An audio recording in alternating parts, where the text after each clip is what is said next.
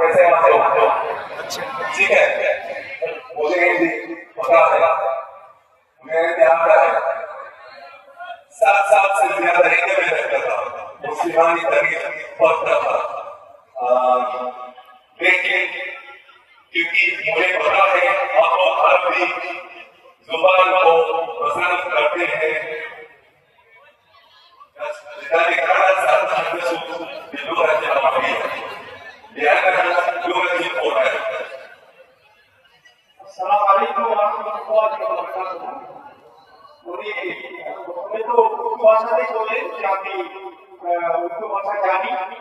ভারতবর্ষে আমি 7-8 বছর থেকে আছি, তো আমার উর্দু বলতে কোনো অসুবিধা নেই, কিন্তু আপনারা আরবি ভাষাকে খুব ভালোবাসেন এবং আরবি ভাষা মাতৃভাষা, তাই আমি আরবি ভাষায় কথা বলবো।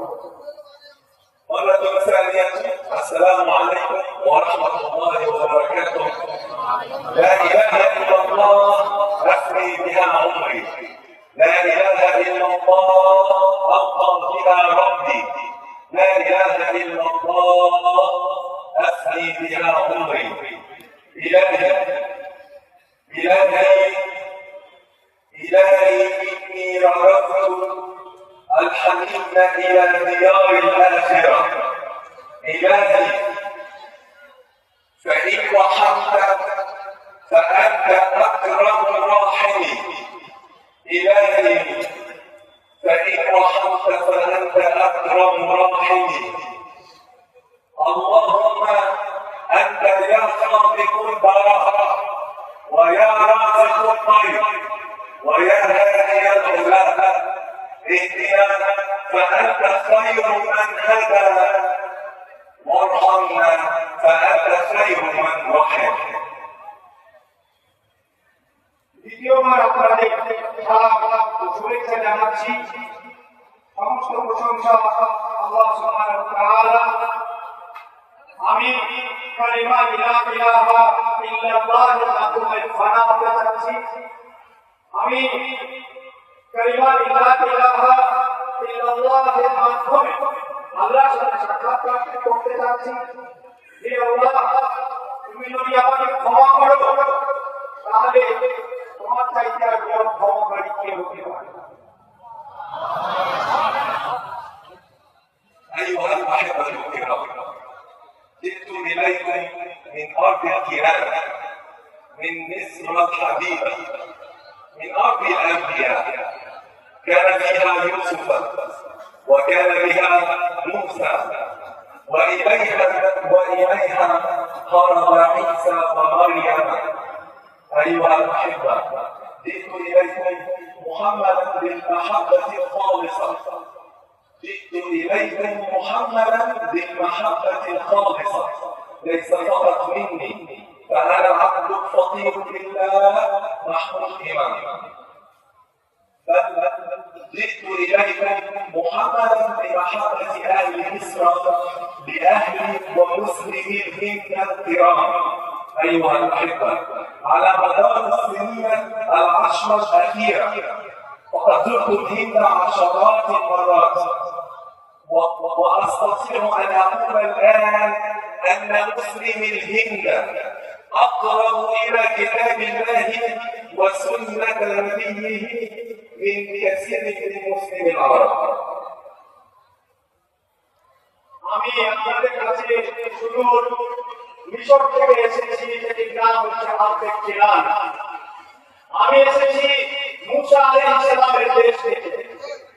আমি এসেছি সেই দেশ থেকে যে দেশে ঈসা আলাইহিস সালাম আশ্রয় নিয়েছিলেন এবং তার মাতা মারিয়াম আলাইহিস সালাম আশ্রয় নিয়েছিলেন।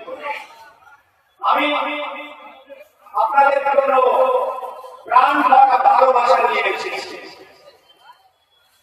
আমি প্রায় ভারতবর্ষের মাটিতে 10-এর অধিক বছর অতিক্রম করেছি। সেই জায়গা থেকে বলতে পারি যে ভারতীয় মুসলমানগণ কোরআন এবং হাদিসের বেশি কাছাকাছি অনেক আরব মুসলিমদের চাই।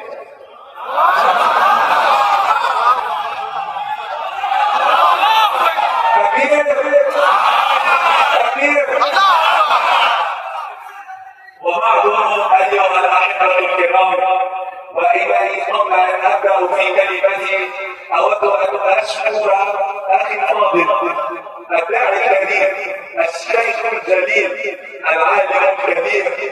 معالي الاستاذ سيد روح الامين، الشخصيه الباهره المبهره المتعلمه المعلمه الكريمه المضيافه، هذا الرجل الكريم من اهل كرم كبير، جزاه الله عنا وعن المسلمين خير الجزاء।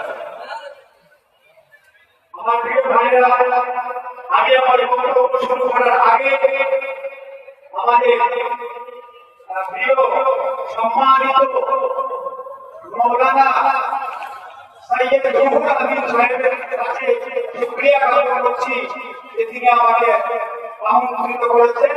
তিনি একজন অত্যন্ত জ্ঞানী ব্যক্তি, তিনি অত্যন্ত অতিথিপরায়ণ ব্যক্তি, তিনি একজন শিক্ষাপ্রেমী ব্যক্তি।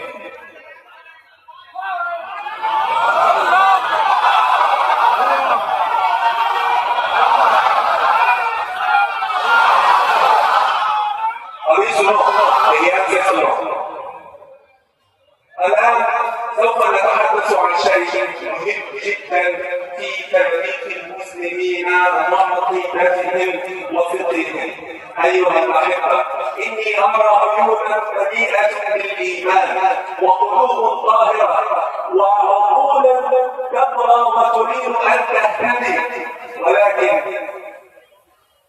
لديكم هنا طائر عظيم يريد أن يهديكم إلى صراط مستقيم، فأنا أدعوكم أن تهتدوا بهديه مع نبي النبي صلى الله عليه وسلم. هذا الرجل له مدرسة عظيمة في الفكر والتجديد، ولذلك أنا أدعوكم قبل أن أبدأ كلمتي بأن نتفق على أن نهتدي على الفهم الصحيح لكتاب الله وسنة نبيه التي لم تكن يوما مثل التطور والحداثة، بل أننا أصبحنا بعيدين جدا عن حقيقة الدين الإسلامي وسنة نبينا صلى الله عليه وسلم. আমি আমার চোখের সামনে দেখতে পাচ্ছি চক্ষু ভরা এমন কিছু চেহারা, এমন কিছু চক্ষু যেখানে ইমানের আলো জ্বলছে। আমি বিশ্বাস করি যে আপনারা হেদায়েতের পথে থাকবেন, আল্লাহর কিতাবকে মানার পর আল্লাহর রাসূলের হাদিসকে মানার পর আপনাদের সামনে রয়েছে প্রিয় শাইখ রুহুল আমিন সাহেব। তিনি আপনাদের গাইডেন্সের জন্য যথেষ্ট কথা আপনারা মেনে চলবেন। তিনি তার একটা নির্দিষ্ট চিন্তা ভাবনা আছে শিক্ষা নিয়ে। আমরা যদিও এখানে ইমানের আলোচনা করছি, ইমান নিয়ে সবসময় আলোচনা করছি, কিন্তু একটি বিষয়ে আমরা পিছিয়ে পড়েছি, আধুনিকতার দিক দিয়ে আমরা পিছিয়ে পড়েছি এবং শিক্ষা জগতে আমরা পিছিয়ে পড়েছি। শিক্ষা জগতে এগিয়ে নিয়ে যাওয়ার জন্য মৌলানা রুহুল আমিন সাহেবের যে দৃষ্টিভঙ্গি, সেই দৃষ্টিভঙ্গি নিয়ে তিনি যেভাবে চলবেন আমরাও তা করব। أحبتي في الله، إن خير الكلام كلام الله عز وجل، وخير الهدي هدي نبينا صلى الله عليه وسلم. قال الله تعالى في كتابه الحكيم: وَدُسْتُوا بِنَا الطَّوِيلِ وَأَعِدُّوا لَهُم مَّا اسْتَطَعْتُم مِّن قُوَّةٍ. وفي هذه الآية الكريمة تفسير كبير سوف آخذكم معي في ضمن هذه الآية القرآنية في ضوء ما فسره الإمام الكبير إمام أئمة الدين وكبير شيوخ الإسلام منذ أكثر من 1000 سنة أبو حامد الغزالي، كيف فسر هذه الآية الكريمة: وأعدوا لهم ما استطعتم من قوة. আমি আশা করব যে আপনারা সবাই আপনাদের জীবনে কোরআন এবং হাদিসকে মেনে চলবেন। কোরআন মহাগ্রন্থ কোরআনে আল্লাহ তাআলা বলেছেন, আইয়ু লাহু মাসতাআতুম মিন কুওয়াতি। মুমিনদের সম্বোধন করে বলেছেন, তোমরা যতটা পারবে যথা সাধ্য শক্তি সঞ্চয় করবে। এই শক্তি সঞ্চয় করার ব্যাপারে আমাদের পূর্বপুরুষগণ, আমাদের ওলামায়ে কেরামগণ তারা কোরআন এবং হাদিসের আলোকে ব্যাখ্যা করেছেন। প্রায় 1000 বছর আগে ইমাম গাজ্জালী রাহমাতুল্লাহি আলাইহি এই আয়াতটি সম্বন্ধে কি ব্যাখ্যা করেছেন তিনি আমাদের সামনে রাখবেন। তোমরা শক্তি সঞ্চয় করো। এই শক্তি সঞ্চয় করার অর্থ কি ইমাম গাজ্জালী কি বলেছেন? الإمام الكبير رحمة الله عليه الإمام أبو حامد الغزالي الطوسي النيسابوري الأشعري، هذا الرجل الذي جدد الدين فيه منذ أكثر من 1000 سنة وتصدى لكثير من دعوات التكلف وطور الفقه الإسلامي والشريعة. إننا علينا عندما أرى وأقرأ عن أبو حامد الغزالي بعده كثير من الشيوخ أتذكر مولانا شيخ الروح الأمين، لأنه يتبع نفس نهجه ويطور نفس العلوم ويحاول إطفاء التطور على المدارس الإسلامية في العالم الإسلامي. ইমাম গাজ্জালী রাহমাতুল্লাহ আলাইহি যিনি আমাদের অত্যন্ত সুপরিচিত এবং ইমাম গাজ্জালী রাহমাতুল্লাহ আলাইহি এমন একজন ইমাম যে তিনি সেই থেকে আধুনিকতার কথা বলার কারণে তার অনেক বিরোধিতা করেছিল। তো আজকে আমরা দেখতে পাচ্ছি যে কিভাবে রুহুল আমিন সাহেব ইমাম গাজ্জালীর পথে হাঁটতে চলেছে এবং তিনি ইসলামী শরিয়া এবং সায়েন্সের মাঝে যে সমন্বয় করা সম্ভব, আধুনিকতাকে যে অবলম্বন করা যায় সেই পথে তিনি হেঁটেছেন।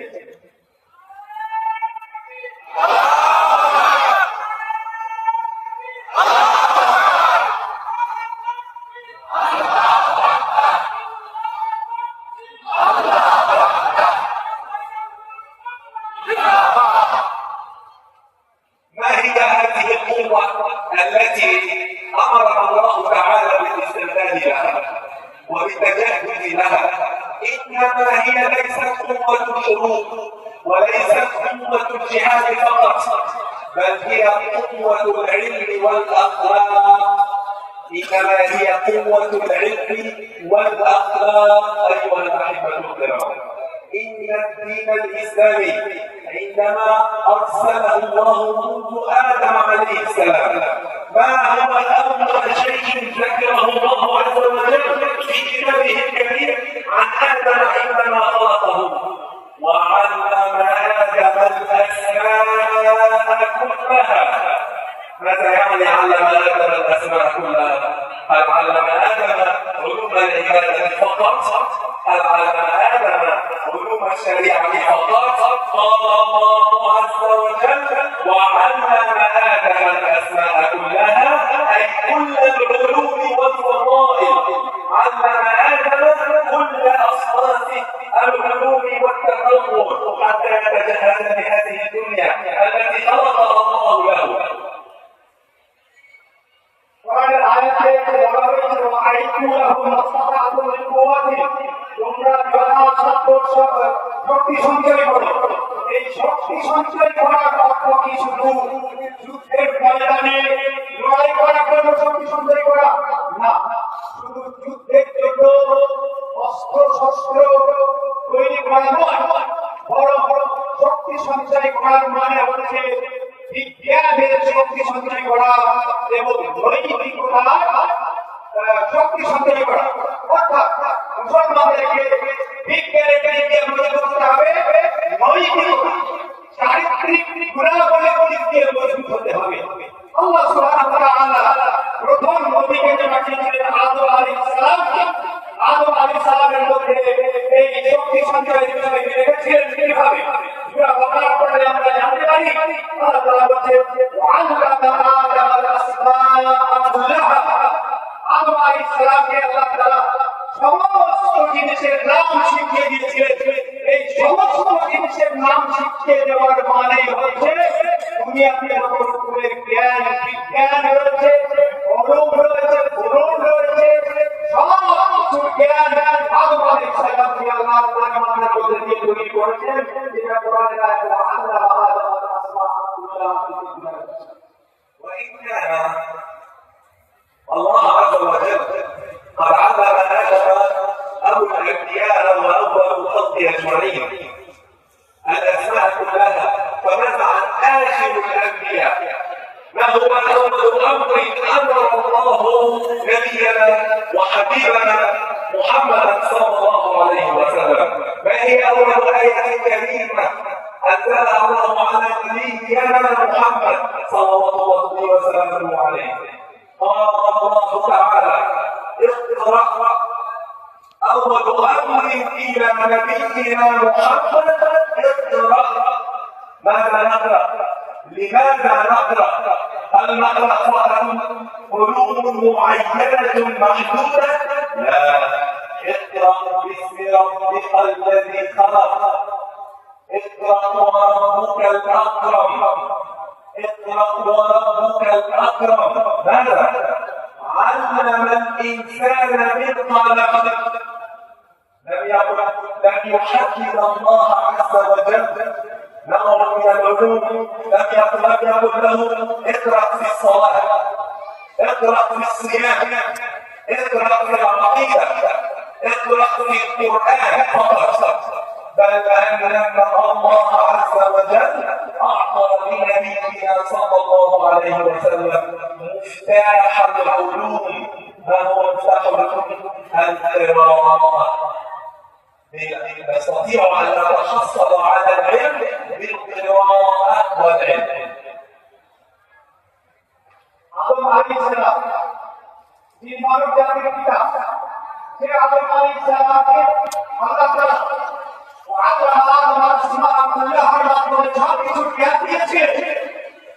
আমাদের শেষ নবী হযরত মুহাম্মদ সাল্লাল্লাহু আলাইহি ওয়াসাল্লামের উপর যে প্রথম আয়াতটি নাযিল হয়, সে আয়াতটি কি আপনাদের জানা আছে? সেই আয়াতটি হচ্ছে ইকরা বিসমি রাব্বিকাল্লাযী খালাক। অর্থাৎ প্রথম ওহী নাযিল হচ্ছে ইকরা পড়ো, ইকরা বিসমি রাব্বিক, তোমার প্রতিপালকের নাম নিয়ে পড়ো। যে নাম অত্যন্ত গাম্ভীর, আল্লাযী আল্লামা বিল কলম, যে নাম কলমের মাধ্যমে শিক্ষা দিয়েছেন। এখানে কিন্তু এক ধরনের দিল বা জ্ঞানের কথা বলা হচ্ছে। ইকরার ভেতরে কিছু বিশেষ বিশেষ জ্ঞানের কথা বলা হয়েছে না। ইকরা এই শব্দ দ্বারা বোঝা যায় যে যা কিছু পড়া যায় পৃথিবীতে, সায়েন্স, টেকনোলজি, উলুম দ্বীনিয়া, দ্বীনের আমলে সবকিছু পড়া যেতে পারে। আমাদের প্রিয় নবী সাল্লাল্লাহু আলাইহি ওয়াসাল্লাম দেওয়া হয়েছে মিফতাহুল কিরাআত, পাঠের চাবি দেওয়া হয়েছে, অপরের চাবি দেওয়া হয়েছে মিফতাহুল কিরাআত। অর্থাৎ কিরাআত হচ্ছে রিডিং, পড়া হচ্ছে এমন একটা চাবি, যে চাবি দিয়ে আমরা সারা পৃথিবী বন্ধ চালাতে দিতে পারি।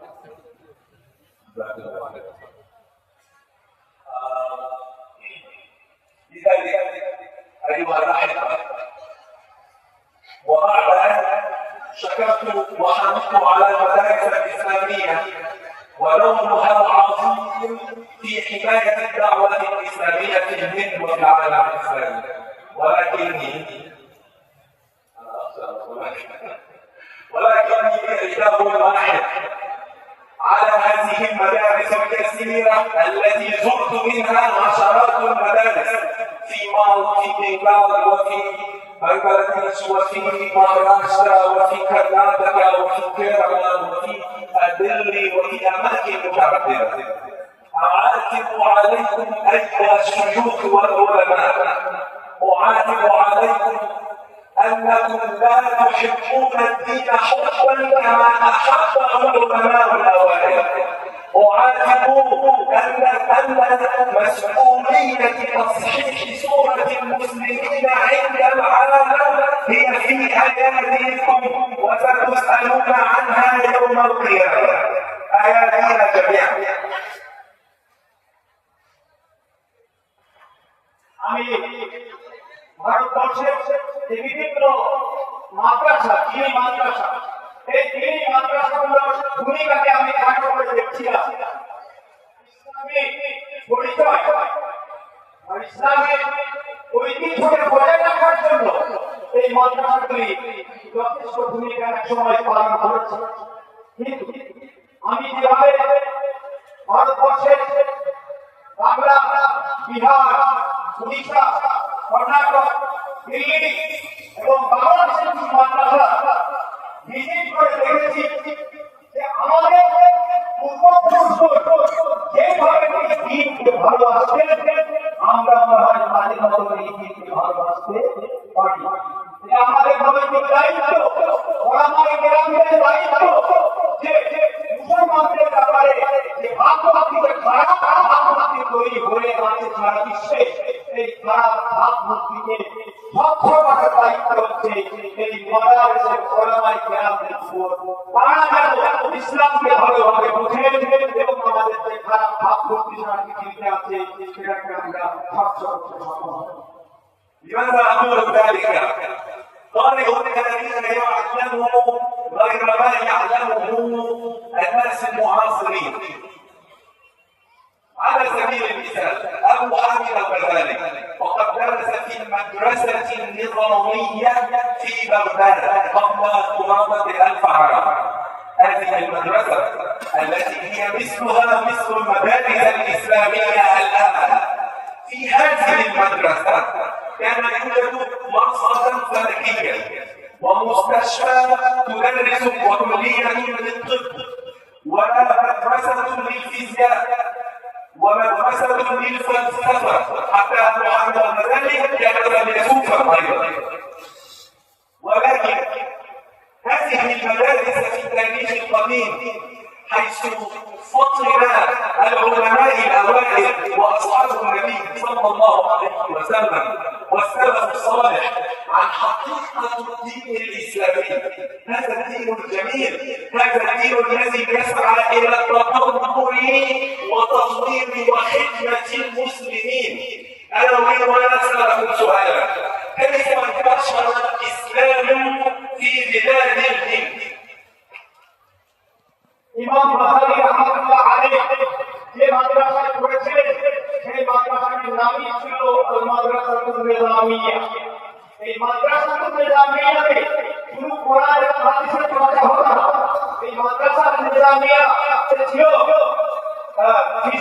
ফিজিক্সের ডিপার্টমেন্ট ছিল, এখানে ছিল অ্যাস্ট্রোনমি ডিপার্টমেন্ট ছিল, এখানে ডিপার্টমেন্ট অফ ফিলোসফি অর্থাৎ দর্শন পড়ানো ডিপার্টমেন্ট ছিল।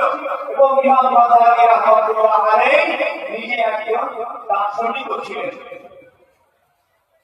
এবার আমি আপনাদের সামনে একটা প্রশ্ন করছি যে এই ভারতবর্ষের মাটিতে ইসলাম কি করে প্রচার এবং প্রসার লাভ করলো? كيف انتشر الاسلام في بلاد الهند؟ بلاد الهند لا تتحدث اللغه العربيه وبعيده جدا عن بلاد العرب. كيف انتشر؟ عاملا سببان فقط.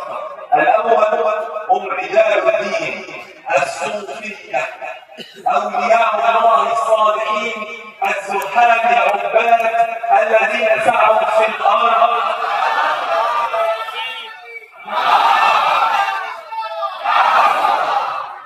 متنزهين عن كل الرغبات والطلبات. هذا سبب واحد فقط. السبب الثاني هم المتعلمين انفسهم الذين كان لديهم فهم صحيح للدين الاسلامي، الذين ارادوا ان تكون حضاره المسلمين حضاره تتجاوز حضاره العالم الاشرع، الذين كيف أقول الذين أبدعوا في كل مجالات.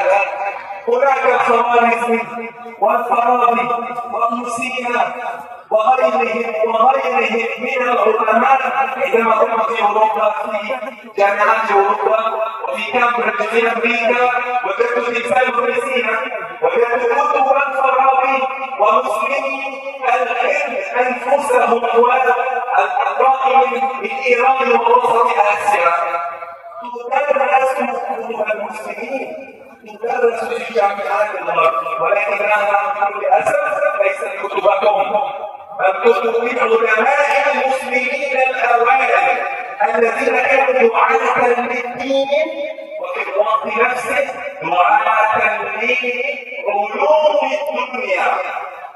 لماذا أقول ذلك أيها الأحبة؟ وسأختم كلمتي هنا، إن القرآن الكريم عندما نتدبر قال الله تعالى: أفلا يتدبرون القرآن؟ كيف نتدبر القرآن؟ إذا تدبرنا القرآن سوف نجد فيه كل العلوم. علم الجغرافيا قال الله تعالى: ومن الجبال جبل بيض وحمر، ومن الجبال جبل بيض وحمر مختلف ألوانها وغرابيب أسود. وفي علم الزمان والفلك قال الله تعالى: إن في خلق السماوات والأرض واختلاف الليل والنهار لآيات لأولي الألباب وغير ذلك. ভারতবর্ষে ইসলামের প্রচারের ব্যাপারে দুটি কারণ রয়েছে। প্রথম কারণ হচ্ছে যে এই দেশে এসেছিলেন অসংখ্য ওলামায়ে কেরাম, যারা জাহিদ ছিলেন, সুফি ছিলেন, আউলিয়া উল্লাহ ছিলেন, যাদের নিজস্ব কোনো চাওয়া পাওয়া ছিল না। তারা দ্বীনকে ভালোবেসে দ্বীনের প্রচারের জন্য আউলিয়ায়ে কেরাম এই দেশে এসে তারা তাদের জোহর, তাকওয়া, দ্বীনদারি, তাদের চরিত্রের মাধ্যমে এই দ্বীনের প্রচারের ঘোষণা করেছিলেন।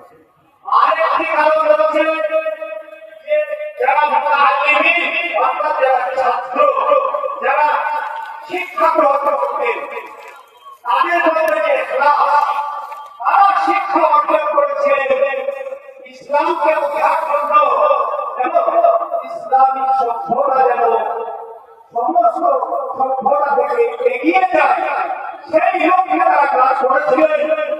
আমরা নাম শুনেছি ফারাবি, আমরা নাম শুনেছি তিন্নি, আমরা নাম শুনেছি আরো অন্যান্য সায়েন্টিস্টদের। তারা তো সবাই জিন্দার ছিলেন, তারা ইলমে দ্বীন যেমন হাসিল করেছিলেন, সাথে সাথে তারা বিজ্ঞানকে চর্চা করেছিলেন এবং আজকে ইতিহাস তাদেরকে স্মরণ রেখেছে। তো আমাদের এগিয়ে যাওয়ার জন্য যেমন ইলমে দ্বীন অর্জন করতে হবে, ঠিক আমাদের সায়েন্স অর্জন করতে হবে। তিনি একটি কথা বলেন যে আজকে ইউরোপের বিশ্ববিদ্যালয়ে মুসলিমদের লেখা যে বইগুলো পড়ানো হয়, সেখানে ভারতীয়দের বই নেই। অর্থাৎ ভারতীয় যে নিজামিয়া মাদ্রাসা, সেই নিজামিয়া মাদ্রাসা থেকে এমন কিছু ওলামা তৈরি হননি যারা দ্বীনের সাথে সাথে জিওগ্রাফি বা সায়েন্স বিজ্ঞানে তারা কামিয়াব হয়েছিলেন। তিনি কোরআনের উপর আয়াত বলেন যে কোরআনের একটি আয়াতের মাধ্যমে বুঝাতে চাইলেন যে আল্লাহ তাআলা বলেন যে পাহাড়ে পর্বতমালায় কিছু স্তর রয়েছে যেগুলো লাল এবং কিছু স্তর রয়েছে সাদা এবং কিছু স্তর রয়েছে কালো কালো ফুসফুসে। এই যে পাহাড়ের বিভিন্ন স্তর লাল কালো ফুসফুসে, এই আয়াতটি ইঙ্গিত করছে এই বিষয়বস্তু হচ্ছে জিওগ্রাফির বিষয়বস্তু, যে কিভাবে লেয়ার থাকে পৃথিবীতে, পাহাড়ের লেয়ার থাকে। আল্লাহ তাআলা এই কোরআনের আয়াতের মাধ্যমে বোঝাচ্ছেন জিওগ্রাফি, ভূগোলের জ্ঞান অর্জন করতে হবে। আমাদের চিন্তা ভাবনা করতে হবে। চিন্তা ভাবনা করার জন্য তিনি কোরআন থেকে পাঠ করলেন যে কোরআন চিন্তা ভাবনা করে না, মোহর বেঁধে দেওয়া হয়েছে। أيها الأحبة، حتى أن الله عز وجل، الله جل جلاله الذي لا يحتاج إثبات شيء إلى أحد، خالق الخلائق رازق الأرزاق، أثبت بالعلم إلى الناس حتى يهتدوا. قال الله تعالى: سنريهم آياتنا في الآفاق وفي أنفسهم حتى يهتدوا إلى الله. وفي سورة الرحمن قال الله تعالى: فبأي آلاء ربكما تكذبان مرج البحرين يلتقيان بينهما برزخ لا يبغيان. هذا ما قال الله تعالى: فبأي آلاء ربكما تكذبان. سنريكم في أنفسكم آياتنا حتى يهتدوا. الله عز وجل يثبت بالعلم، يري بالعلم للناس طريق الهداية. الله لم يقل افعلوا العبادة فقط، افعلوا الصلاة فقط، افعلوا العبادة وافعلوا الصلاة وتدبروا القرآن في كل العلوم. هذا مهم جدا أيها الأحبة. عاهدوني وعاهدوا مع شيخ المعلمين على أن نبدأ بمن الآن. لديكم الفرصة مع هؤلاء العلماء الأشياء الأفاضل أن نبدأ في إظهار عظمة الدين وإدراك حقيقة القرآن والمسلمين. أريد أن أرى من خريج مدارسكم هنا في الهند خوارزمي الهندي، ابن فارابي الإيراني، ابن سينا كالكتي. أريد أن أرى علماء يغيروا العالم ويعيدوا بناء عظمة الدين الإسلامي. ومرة أخرى أشكركم وأتوجه بخالص شكري وتقديري إلى الداعي الكريم مولانا الشيخ روح الأمين، وقد كسب اليوم تابعا لبركاته العظيمة. وأيضا أتوجه بخالص شكري إلى معالي الأستاذ الدكتور سعيد الرحمن، هذا العالم الممكن الذي تتشرف حقيقة الأرض البنغال بأن يكون بيننا متحدثا باللغة العربية بهذا الشكل الجميل. أشكركم وأشكر هؤلاء العلماء الأفاضل الذين تشرفت بكوني معكم اليوم. عسى أن تتقبلوا كلماتي بصدر رحب، وإني أحبكم في الله، وإني أدعو لكم أن يتقبل الله منا ومنكم. عسى أن يتقبلنا جميعا برحمته ويحمينا يا الله ويرزقنا بركات في علومنا ويجعلنا يا رب سائرين على درب القرآن الصحيح. جزاكم الله خيرا وأراكم دائما على خير كبير.